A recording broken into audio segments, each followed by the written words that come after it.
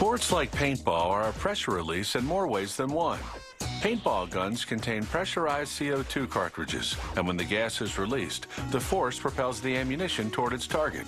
The cartridges are also used for things like inflating bike tires and life preservers, as they target new uses for these pressure-filled devices. A CO2 cartridge packs a lot of punch into a little package. This one can propel dozens of shots. To make one, they unroll some steel and straighten it out. Then a punch press descends with 110 tons of force, cutting the steel into discs. Simultaneously, a machine moves up from below to shape the discs into cups. The cups move down a vibrating lane. They're delivered to a series of cylindrical punches, each one with a smaller diameter than the last. Each successive punch lengthens and narrows the cups as nozzles flush them with lubricant.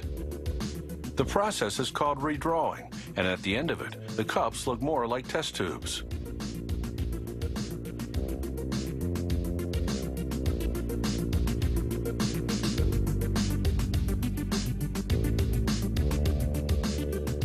In just a few minutes, that piece of steel has undergone several transformations.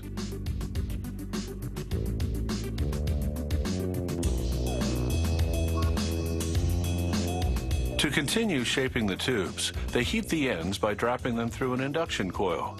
Intense magnetic fields excite the molecules in the metal, causing it to heat up sharply. This machine is called a necker. As it revolves, it delivers the tubes to a series of dies that pinch their ends. With each pinch, the ends get progressively smaller. This creates necks in the tubes.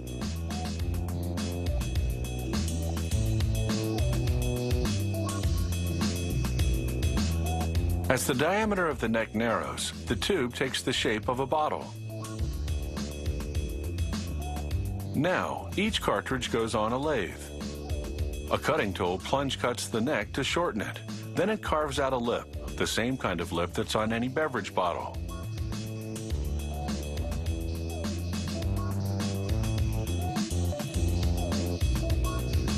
The cartridges now head through a washing station, where soap and water get rid of the oily lubricant. A trip under some gas burners dries them off, and they head to the filling station. Here, there's a tank full of carbon dioxide. The filling head pumps liquid CO2 into the cartridges and then caps them.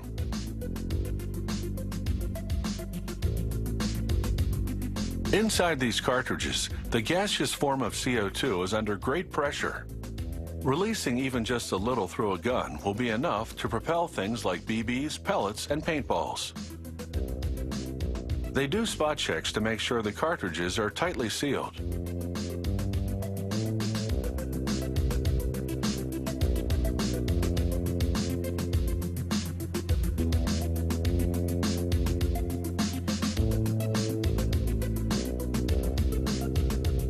Now it's on to the next station, where they'll be made to look shiny and new. The cartridges are inside this revolving drum, which delivers an electrical charge attracting zinc from the tank to plate the cartridges.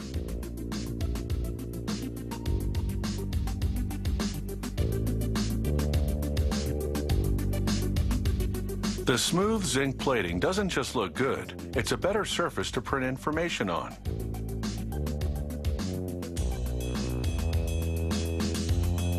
At this rotary silk screening station, the brand name and cautionary information are printed onto the sides of the cartridges.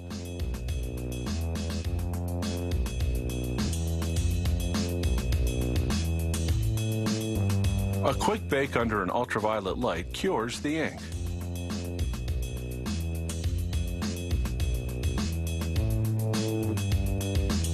And these CO2 cartridges are now ready to demonstrate the power of compression.